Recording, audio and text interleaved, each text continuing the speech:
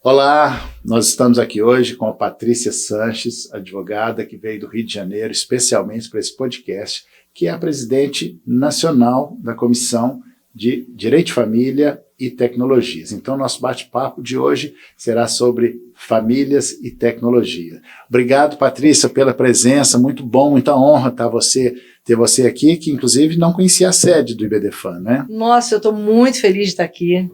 Uma sede maravilhosa, lindíssima, que tem tudo a ver com o IBDFAN, é a cara do IBDFAN essa sede. Então, assim, quem ainda não conhece, venha, porque realmente é muito bonito. Estou muito feliz de estar aqui. Obrigado. Bom, nós, antes de começar o bate-papo mesmo, a Comissão de Direito de Família e Tecnologia está organizando um congresso virtual que todos vocês poderão participar. Estamos ainda vendo e revendo as datas, em breve nós anunciaremos isso, né? Está de pé esse congresso? Está super de pé, é um congresso e vocês podem verificar, né, a data certa, a gente está fechando aqui a data, né? Serão 2 dias de congresso na parte da noite e um congresso 100% online.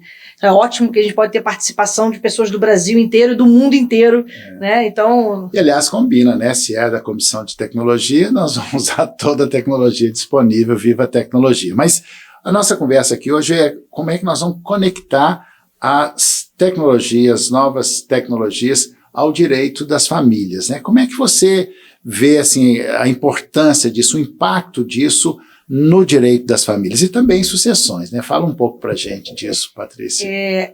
São tantas emoções. A nossa vida está absolutamente imbricada com a tecnologia. As nossas famílias hoje são famílias da tecnologia. Hoje, qual é o pai, qual é a mãe que não se comunica através do WhatsApp com o seu filho, que não pede para colocar ali a localização do filho, né? Então, as redes sociais hoje, e uma das grandes discussões que nós enfrentamos hoje no dia a dia em relação a isso, é a superexposição de fotos, né, e de vídeos de crianças na internet. Isso, inclusive, às vezes, em alguns acordos que estão prestes a sair num divórcio, numa situação, acaba emperrando esse assunto, né? Eu não quero que exponha o meu filho na internet. Não, mas o filho também é meu e ele participa do meu dia a dia. Como é que eu não vou colocar o filho na internet? Esses dias eu fiz um pacto antenupcial onde previmos essa possibilidade, né, de regulamentação dessa exposição de crianças na internet. Isso é possível prever também nos pactos antenupciais, assim como no divórcio, né? Assim, no começo e no fim da relação, né, Patrícia? Antes a gente estava preocupada de saber qual era a escola, porque qual era a linha pedagógica que o pai ou a mãe queria, às vezes era divergente e tal. Hoje a discussão é qual é a quantidade de vezes ou se vai expor a vida do filho ou não na internet. Porque tem várias situações que acometem, né? Primeiro é a questão da privacidade da criança. Lembrando que a criança um dia vai virar um adulto. Né? Se você não lembra, um dia você foi criança. Né? Então veja que a sua vida antigamente, eu adoro falar antigamente, tá? Antigamente é 20 anos atrás, tá? Então antigamente nós tínhamos nossos álbuns de família limitados àquelas páginas de um álbum que ficava guardado e sabe-se lá onde estava, né? Todo mundo tem foto com a boca suja de feijão. Todo mundo tem foto tomando banho na banheira. Então, mas essas fotos ficavam restritas às nossas casas. A um tio que vinha, a uma tia queria olhar a foto, mas as mesmas fotos, a criança tomando banho, a criança trocando de roupa, a criança indo para a escola, isso tudo hoje está exposto nas redes sociais. Pois é, e para o bem e para o mal. Agora, para o bem, uma coisa que facilitou muito, não sei se você já fez, eu tenho feito muito isso nos meus acordos de divórcios, ou mesmo quando não é acordo, que é a regulamentação de uma guarda compartilhada até de pessoas ex-casais que moram em cidades diferentes, ou até mesmo em países diferentes, né? Então, eu acho que isso foi uma das boas coisas que a tecnologia nos proporcionou, né? Então, a tecnologia em todos os sentidos. Foi preciso que a pandemia, foi somente depois da pandemia que nós percebemos a possibilidade do uso desses recursos, né? Porque a tecnologia é uma ferramenta. né? E você pode usar a ferramenta para o bem ou para o mal, né? Mas a questão da convivência através da tecnologia, inclusive nós temos, o IBDFAN tem tem um enunciado sobre isso, né? Que a convivência ela pode ser facilitada através da tecnologia. Eu tenho um caso concreto que é interessante, um pai que não queria que o filho fosse morar no exterior, porque ia ficar longe do filho e tal. Bem, conseguimos fazer um acordo e olha que interessante, ficou estipulado que esse pai faria o dever de casa com o filho todos os dias. Então, no horário X, aquele pai já estava em casa, a questão do fuso horário e tal, o pai, então, fazia o dever de casa com aquele filho, todo dia. E olha que interessante, passados uns meses, ele falou que ele nunca tinha tido tanto contato com o filho. Né? Porque às vezes no dia a dia o pai está trabalhando, já chega, o filho está lá, né? E a tecnologia fez com que ou seja, aproximou, né? A convivência pai e filho foi facilitada e melhorada através da tecnologia. Eu acho que esse é o lado bom da tecnologia, né? Mas nós temos que nos preocupar também com o lado perverso, nocivo da tecnologia. Primeiro, o uso excessivo de celulares, que agora, né, é objeto de regulamentação, isso realmente é viciante, mas são muitas questões. Mas como existe um grupo de o IBDFAN-Tech, né, que Patrícia Sanches é a nossa presidente, está lá no comando, juntamente com o Marcos Herar, né, e a Priscila, né, Priscila Agapito, que são da tecnologia. Quais são os principais assuntos que vocês discutem lá, só para dar esse gostinho assim? Olha, hoje os assuntos estão bem profundos, né? Nós estamos tratando muito da questão da privacidade de crianças, adolescentes, das vulnerabilidades, crianças, adolescentes, idosos, nós também, porque todos nós somos vulneráveis de certa forma frente à tecnologia, principalmente a nossa geração, que nasceu uma geração híbrida. Nós nascemos no analógico, né? Nós nascemos no analógico e nos adaptamos para o mundo da tecnologia. Alguns mais do que outros, né? E temos uma geração que já nascido a partir do ano 2000, quem nasceu no ano 2000 está com 25 anos agora, né? Então, já nasceu absolutamente dentro da tecnologia. Você pega um adolescente hoje, nasceu agora a partir de 2000 e pouco, já adolescente em 2010, um adolescente com 15 anos. Então, há um choque de geração muito grande. E a tecnologia, e aí a gente visualiza, impulsionada por uma outra ferramenta chamada inteligência artificial, tá? Acaba hoje tomando muitos das nossas preocupações. Né? Agora, recentemente, tivemos notícia de uma empresa que estava pagando R$500 para fazer a leitura da íris das pessoas. Né? A Autoridade Nacional de Proteção de Dados, a ANPD, liminarmente proibiu essa cobrança até que a empresa dissesse o que ela estava fazendo com esses dados, porque são dados sensíveis, Rodrigo. Né? É uma biometria, e aí eu gosto de lembrar que hoje você abre conta bancária, faz movimentação financeira sentado no seu sofá. Pois esta é a nova religião, né? A religião é o dadaísmo, são dados, né? Hoje o valor, essa coleta de dados, né? Que a tecnologia sabe tudo sobre a nossa vida, né? Então essa coisa, isso é muito grave, né? Essa coleta da íris, a gente nunca imaginei que a gente fosse chegar a tanto. E a gente vai aprofundando, porque hoje nós temos a questão dos neurodireitos. E até foi um dos assuntos que nós falamos na nossa palestra no congresso do IBDFAN, que foi em Búzios. Nós falamos sobre os neurodireitos. As pessoas falam, por que a gente precisa... O que são os neurodireitos? Só para neurodireitos. A gente fala de neurodireitos, na verdade, é o conjunto de direitos que protegem o pensamento, protegem as coisas ligadas ao cérebro, as informações cerebrais. Não só o pensamento, mas as informações cerebrais. Só que hoje as neurotecnologias de consumo estão nos levando a um controle, inclusive, do nosso pensamento, Rodrigo. Então, isso é assustador. Hoje nós já temos os gadgets, né, que são os aparelhinhos que você coloca na cabeça, como se fosse uma tiara, um arco, né? E faz com que você possa brincar com o controle da mente. Então, crianças na China já brincam dessa forma. Então, isso já está chegando. E hoje você, através de plataformas de vendas pela internet, você pode comprar.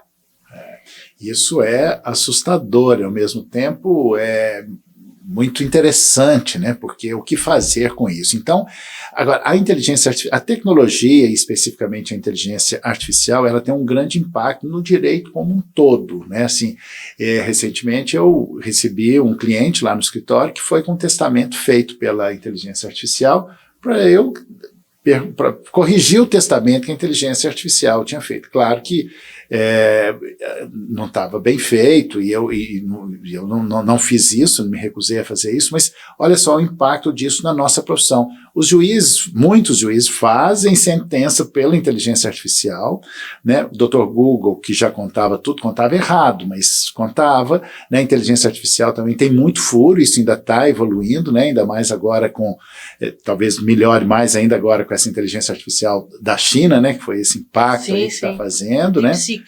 A DeepSeek, e que isso tem um impacto muito maior na nossa profissão, no nosso dia a dia, né? Assim, os juízes que fazem, assim, isso para o mal, mas para o bem, que, por exemplo, tem ferramentas que faz esses dias eu tive que fazer uma contestação de uma petição inicial de alimentos com 90 páginas. Como é que você vai... Então, tem aquelas ferramentas que vai dar uma resumida ali para você, inclusive para ajudar. Ou seja, é muito impactante isso na nossa vida, né? A inteligência artificial, principalmente, né? E como é que vocês têm discutido esses impactos da inteligência artificial lá no grupo de Sim, bastante. Acho que a primeira preocupação nossa é que a velocidade da nossa vida, né, e a demanda da nossa profissão pode fazer com que, ao invés de você utilizar a ferramenta inteligência artificial como um assistente jurídico, acaba te substituindo. E você não pode permitir isso. Da mesma forma, agora o CNJ está regulamentando o uso da inteligência artificial para os juízes, né, e juízas, os magistrados, poderem utilizar como esboço de sentença. Eu não tenho dúvida que, com a velocidade com que as coisas estejam acontecendo, o magistrado vai precisar, em algum momento, lançar mão daquele esboço como sentença. Né? Isso tem o lado bom disso, é porque o judiciário está abarrotado, né, está caótico, não tem conseguido dar vazão a tantos processos, né, são milhares, milhões de processos, então tem o lado bom disso, mas tem que ter uma cautela com isso, porque senão daqui a pouco os juízes serão substituídos, né? Tem que ter a cautela, lembrando que nós estamos inseridos no grupo de ciências humanas e a gente não pode nos deixar substituir. Então, à medida que nós vamos permitindo essa substituição, isso é muito nocivo. Porque, veja, quando eu tenho uma decisão pela inteligência artificial, ela pode ser perfeita, mas eu retirei ali, principalmente no âmbito do direito das famílias, eu tirei a emoção, né? A emoção, a visão, né? O magistrado é uma pessoa que ela está olhando o fato concreto e ali está analisando com razoabilidade, com as suas experiências pretéritas, e a inteligência artificial não vai utilizar isso. O que a inteligência artificial usa? Ela se utiliza de um banco de dados que ela já tem, né? Que a inteligência artificial, ela usa, o algoritmo é isso, né? O algoritmo é a programação. Então o algoritmo, ele usa o banco de dados que é fornecido. Então, vamos dizer, um tribunal de justiça vai usar o banco de dados do tribunal de justiça. Perfeito. Só que veja, Rodrigo, como é que a gente vai avançar se a gente só vai ter decisões em cima de parâmetros pretéritos? A gente precisa de um raciocínio do que foi, né, com o que está acontecendo, para que a gente avance. Para que, ainda mais nós do IBDFAN, né, sempre na vanguarda, sempre trazendo as novidades, eu tenho medo que em certo momento isso pode começar a frear. Pois é, e aí é que eu acho que o que pode nos salvar é a psicanálise, né? Por que a psicanálise? A psicanálise é um campo do conhecimento que considera o sujeito, né? O sujeito de direito, o sujeito de desejos, e no momento em que nós vamos nos tornando cada vez mais um número, a psicanálise vem resgatar o sujeito, né? Porque isso, enquanto a tecnologia vai avançando, e vamos nos tornando cada vez mais número, o número do cartão de crédito, etc., e aí essa questão da humanidade de cada um de nós, ela vai se perdendo na tecnologia, né? Esse é um problema. Mas você aí, vê assim também? Eu vejo assim. Porque também eu não quero ficar assim um saudosista, a tecnologia é ruim. Não, a tecnologia é ótima. Nós somos entusiastas da tecnologia, a gente joga com a realidade. Eu confesso até que eu tenho uma dificuldade, mas sei que é necessário, não tem como fugir disso e acho muito bem-vindo. A minha questão é, eu penso que a tecnologia ela sempre vai avançar, ela não vai parar. Então a inteligência artificial ela é um acelerador disso. E a inteligência artificial que é generativa, por que ela é generativa? Porque ela usa as perguntas, ela usa a interação que nós temos com a inteligência artificial para criar novos dados. Né? Então você tem os dados que já estão lá, mas cada vez que você intervém, você gera para ela novos dados. Então por isso que ela é generativa, ela vai gerando, ela vai melhorando, né? Ela vai acurando a sua resposta. E ela vai aprendendo, inclusive com as nossas emoções. Então é bem possível que daqui a bem pouco tempo a gente está num estágio muito embrionário da inteligência artificial. É bem possível que daqui a pouco tempo ela já esteja desenvolvendo não o sentimento, mas ela aprenda como nós agimos com o sentimento. E tem um filme que é sensacional, não sei se você já viu, chamado Ex Machina. Não é um filme novo, não. Mas é um filme que fala da inteligência artificial, é um filme futurístico, né? E que ela fala da inteligência artificial e mexe com a emoção.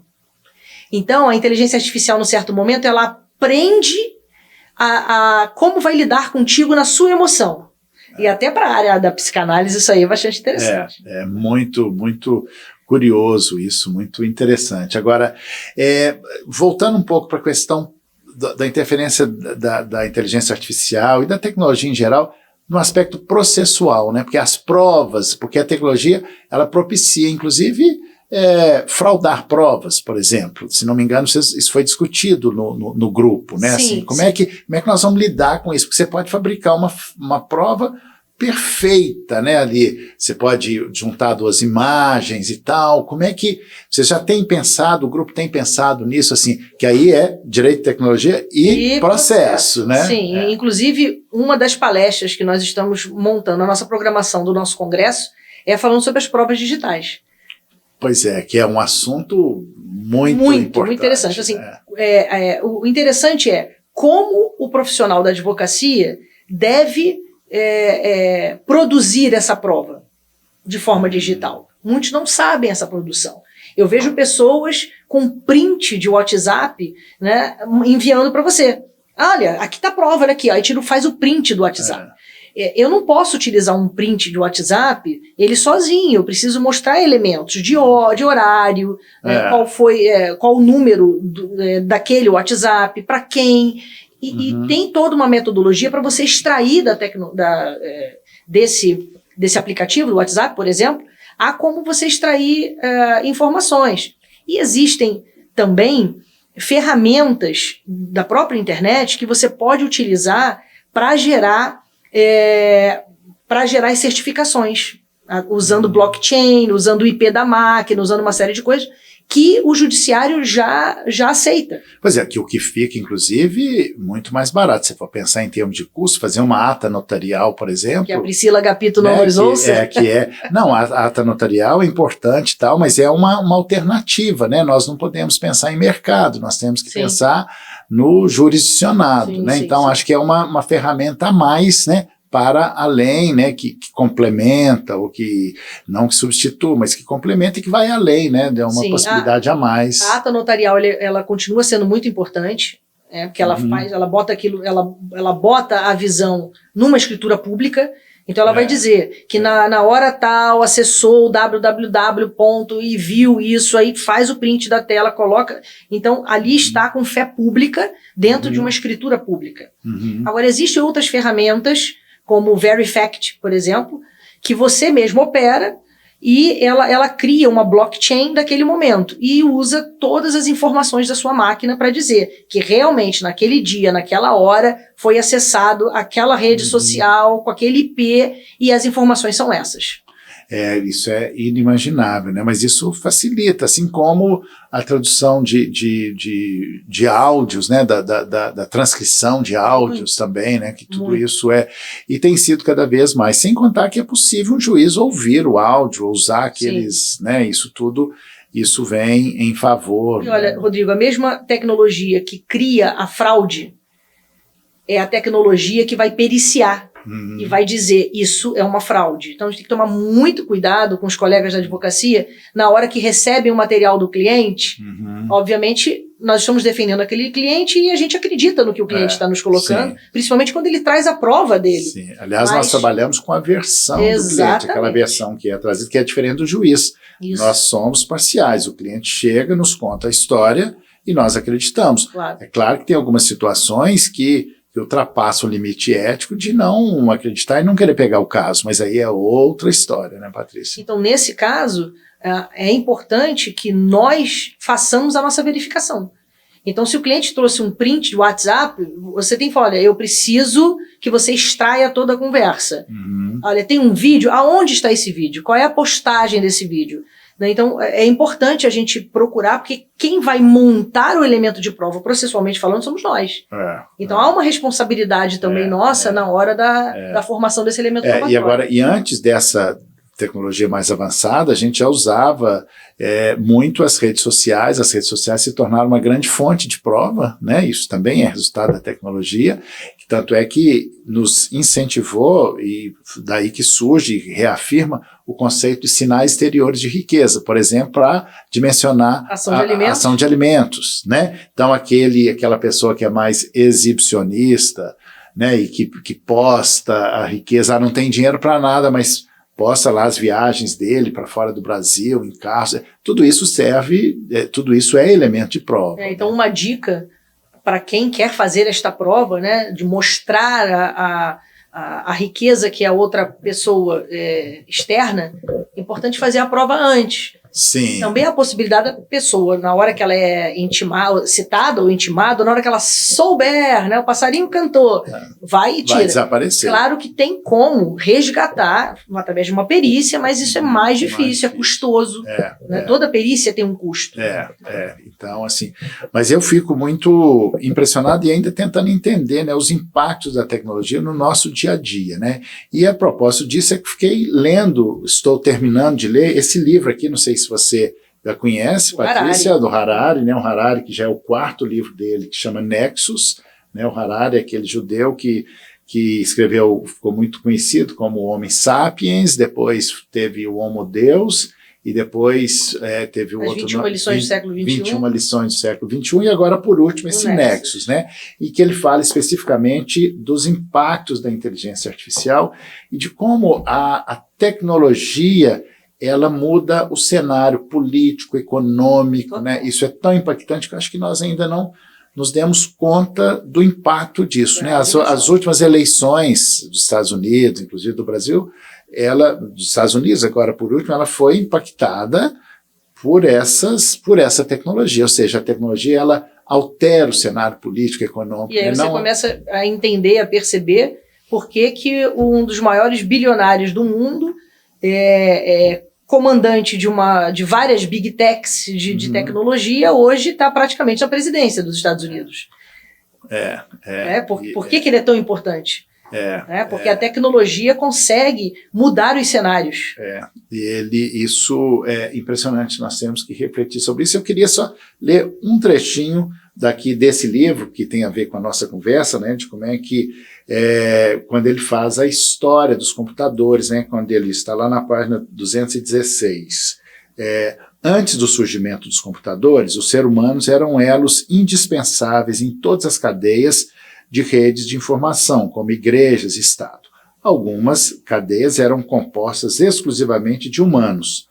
Maomé contava qualquer coisa a Fátima, Fátima contava a Ali contava a Hassan, e Hassan contava a Hussein.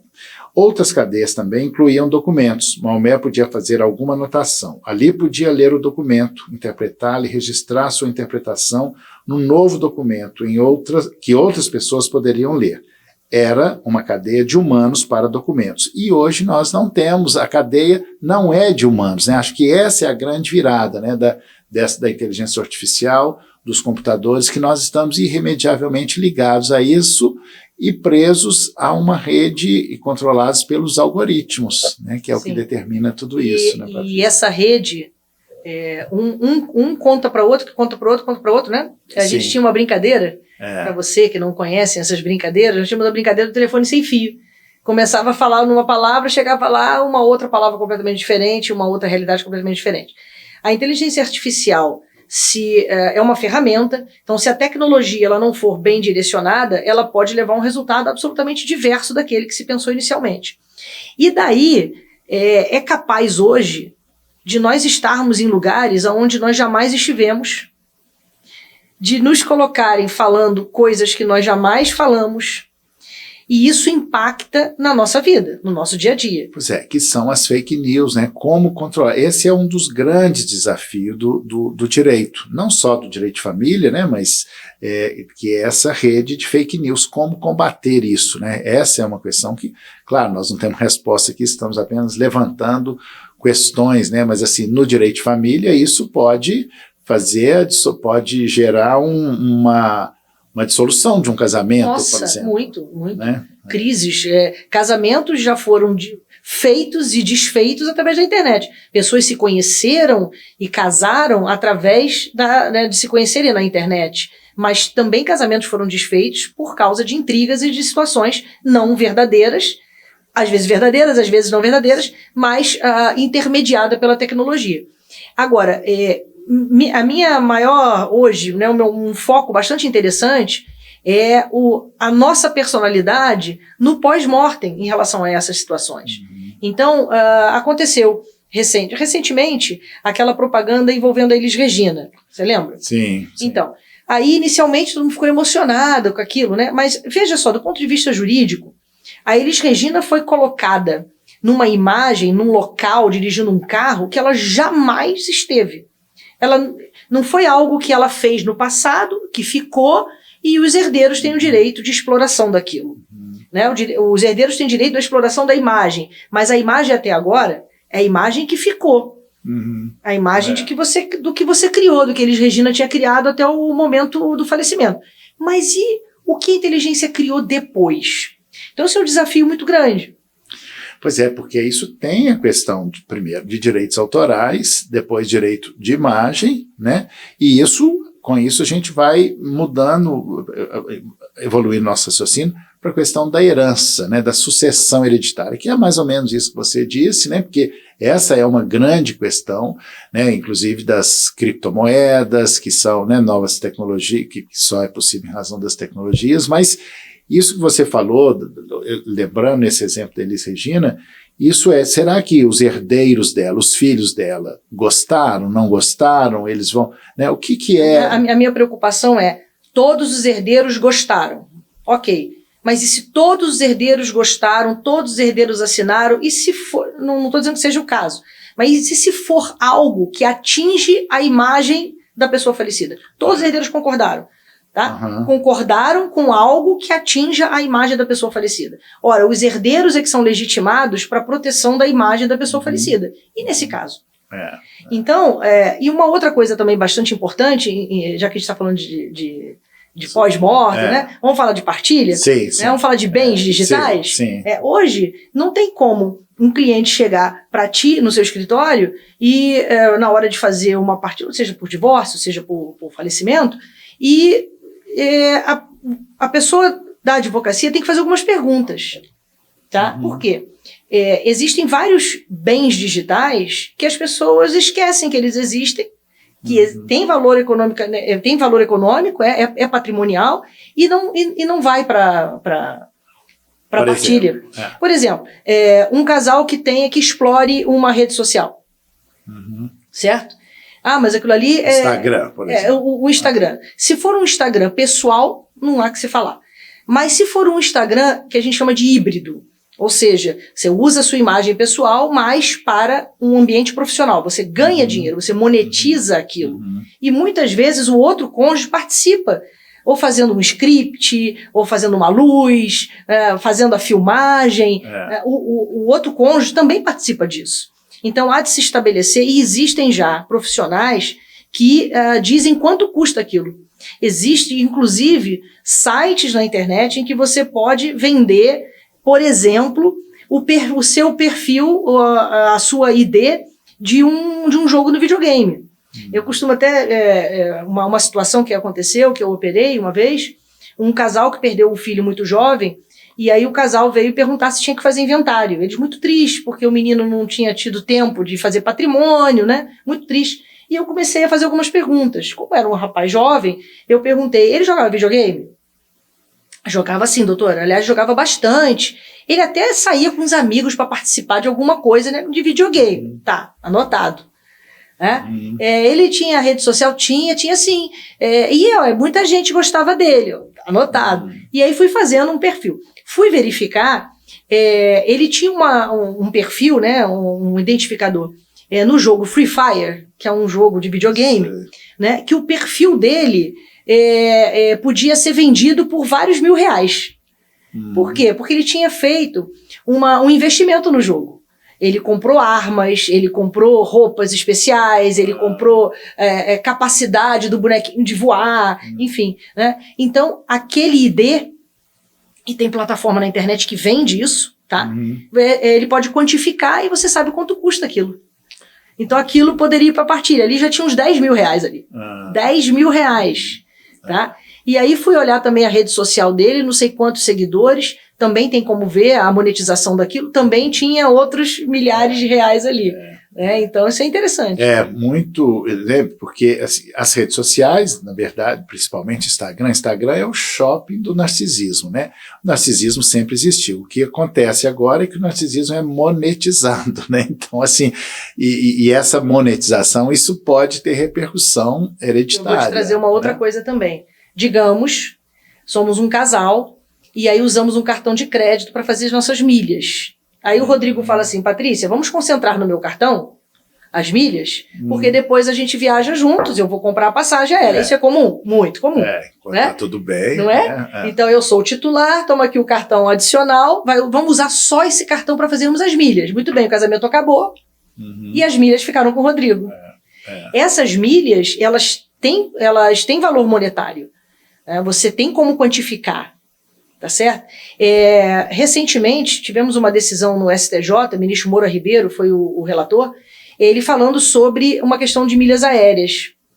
E ele disse o seguinte, que as milhas aéreas não podiam ser herdadas se provenientes de contrato gratuito, que são aquelas milhas aéreas que nós ganhamos da companhia aérea por um fator personalíssimo, porque a Patrícia viaja sempre, cada vez que a Patrícia viaja, na minha companhia, eu dou para ela de presente essas milhas. Essas milhas não seriam, não poderiam ser herdadas, tá?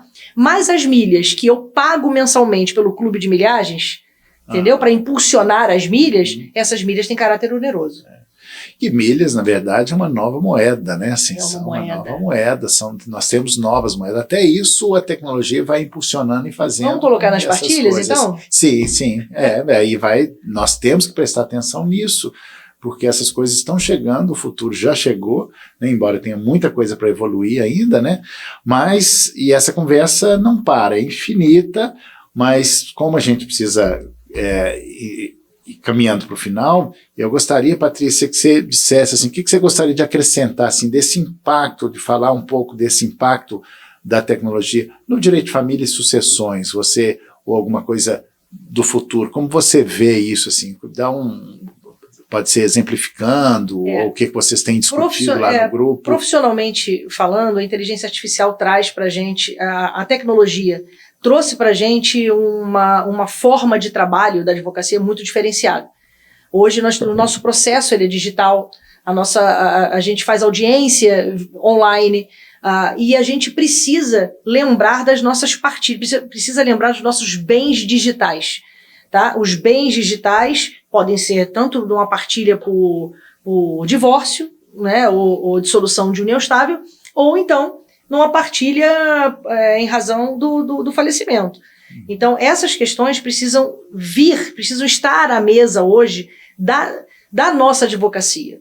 Então, a gente chama muito atenção, porque a tecnologia, ela gera os conflitos que estão hoje à mesa, se a criança pode ou não usar o celular, se a criança pode ter rede social ou não, o quanto isso é nocivo, às vezes os pais discutem sobre isso, mas também tem a tecnologia que ela pode ser um facilitador.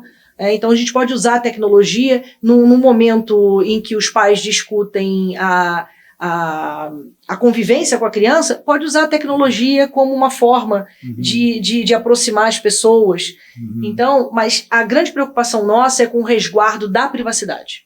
Privacidade de crianças e adolescentes, a nossa privacidade. Nós temos que tomar cuidado, porque cada vez mais a nossa biometria é um dado cada vez mais utilizado para nossa proteção. Então, antes nós éramos CPF, Rodrigo. Agora nós estamos sendo a leitura da nossa íris, a leitura do nosso rosto. Então a gente não pode vender a nossa íris, a gente não pode vender a nossa impressão digital, porque isso faz parte da nossa personalidade.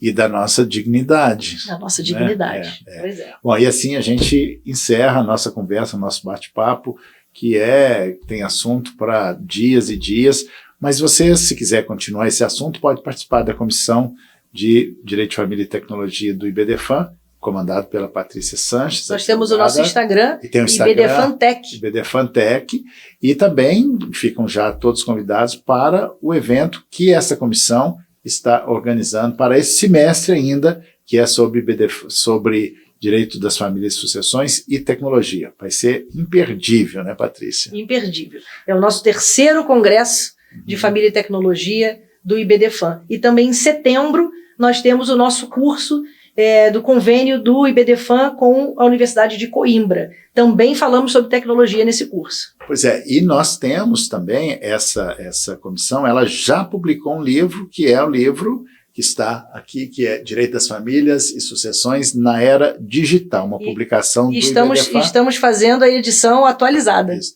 exatamente. Então, continue com a gente pensando, refletindo sobre as evoluções do direito de família, inclusive por esse viés da tecnologia. Muito obrigado, Patrícia.